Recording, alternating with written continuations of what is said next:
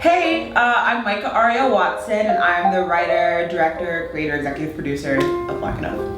Hi, my name is Tiffany Gordon, and I am Amaya in Black Enough. I once heard that black girls were concocted by God. His kinky-headed works of art. So I'm originally from Wichita, Kansas.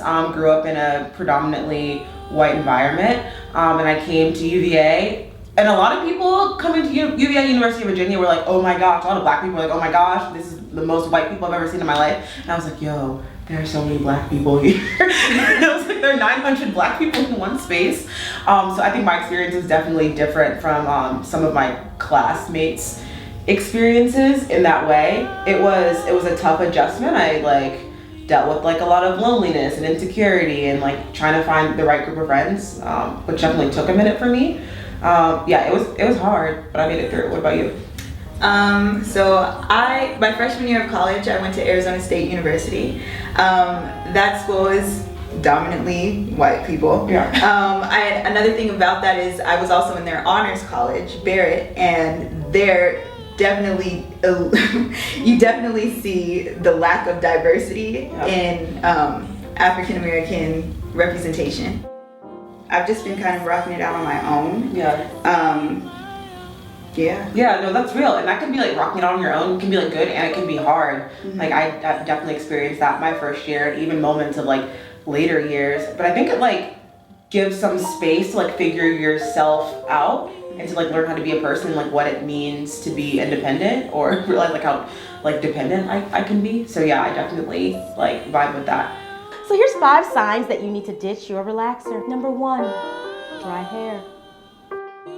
The difference between me and Amaya is I think I was a little bit more sure of where I wanted to go and where I was headed. Mm-hmm. However, there was still a lot of searching. I have dance. Of course you do. What's that supposed to mean? I struggled a lot socially and didn't know how to navigate that way, but as far as academically and what I wanted to do, I knew. It was hard for me to be oh, I want to be a filmmaker, I want to be a playwright as a career, but I knew that I wanted to major in drama and African American studies. And also going in, I knew I was on a quest to find black people. I was I've seen The Best Man. I'm gonna find black friends, and that ended up being more difficult than I thought it was. So there were some things that I was really decisive about, but also things that I was I just don't know how to have these conversations with people. I don't know the lingo, stuff like that. Right. Yeah. Mm-hmm. Yeah. Why can't I just be a student? What? Why is that such a big deal? Because I want to be more than somebody's diversity quota. Damn. So the phrase black enough, I think the thing that I like about it is that no matter how you punctuate it, it means something different. If you put periods there, you're black enough. It's yeah, that's a fact, that's who I am. Put a question mark, it's am I black enough? I think my favorite way to punctuate that is with a slash, I'm black and I'm enough. I can be both, because I've struggled with both types of insecurity and both types of pain. But yeah, I think more broadly speaking, being black enough to me means knowing that you're made in God's image, that's not something that's separate from black people. We've been told the lie so often that there's God's image and holiness and beauty, and then there's black people, we're separate from that. And being black enough means that we get to take part in being this beautiful, holy, transcendent group of people. Yeah, I think that's what it means to me. Welcome, y'all, to the first Black Student Union General Body meeting of the semester. In regards to how black you consider yourself, I feel being able to punctuate it as black period, enough period, because if anything, you are black and you have to realize that you are enough. I feel that's an important aspect of considering the phrase black enough, because in regards to how little blackness you may consider yourself having, or anybody else may consider yourself having, that is who you are, and you have to come into recognition that that is who you will always be.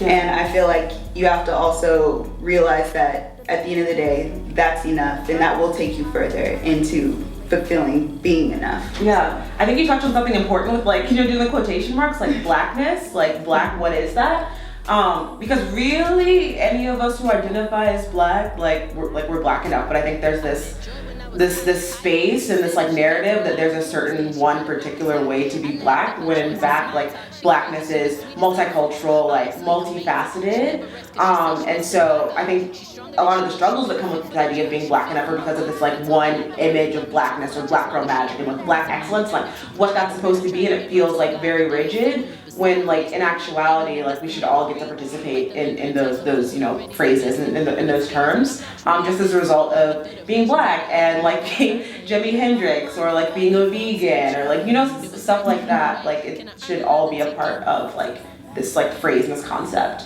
of blackness. You meet all the requirements, right?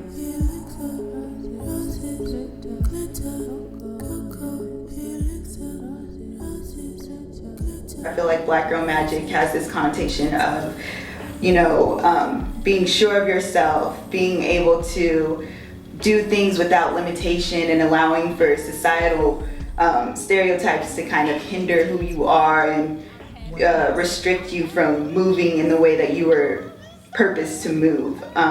Another thing with that though is the term Black Girl Magic also comes with that hidden connotation of, I don't know, this kind of magical being that maybe the white part of society may be like, oh, okay, stereotypes, here's the black girl with kinky hair, oh that's magic because their hair can be straight, their hair can be curly, or we have more melanin in, you know, or even so this like, I don't know, it makes us seem a little bit more like some type of caricature or, you know, a figure that society looks at us as like this idea that we have to be like superhuman, right? Like, exactly. like if we're magical, we have to be like extra because we have, yeah, because our skin is different ways and our hair is transformative. And like while that stuff is dope, if you're just like using it as like a commodity, then like magic doesn't feel good anymore.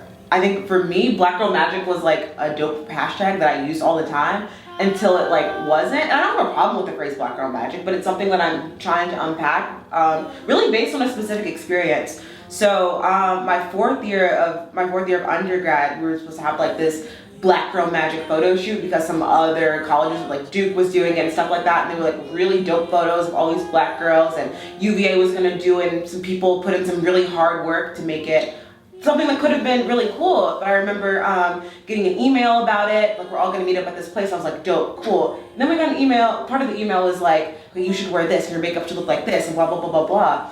And I think people were doing it with the right intentions, but for me, I found myself putting on outfits and I never wear makeup and like stuff that I wouldn't wear. And I went to take those photos and I didn't feel like Black Girl Magic. I didn't want to pose. I felt like I was performing. Because what makes me feel like Black Girl Magic is being in like, you know, space buns and overalls. And if I had been like encouraged to wear that, I think it would have been a different type of photo shoot. And so that made me start to question, like, what is the standard that we're holding black girls to? What is this like, what is this image that we're idealizing? And what are the ways that like we're trying to force people to be a part of that? And that can be damaging, and I think it can be harmful. And I think until we make Black Girl Magic a thing that looks like the kaleidoscope that it is, then like putting that hashtag on stuff, like if you're not doing it with the right intentions, like, you know, you really could be making someone feel some type of way. Yeah, I think there's just like a lot to unpack with Black Girl Magic.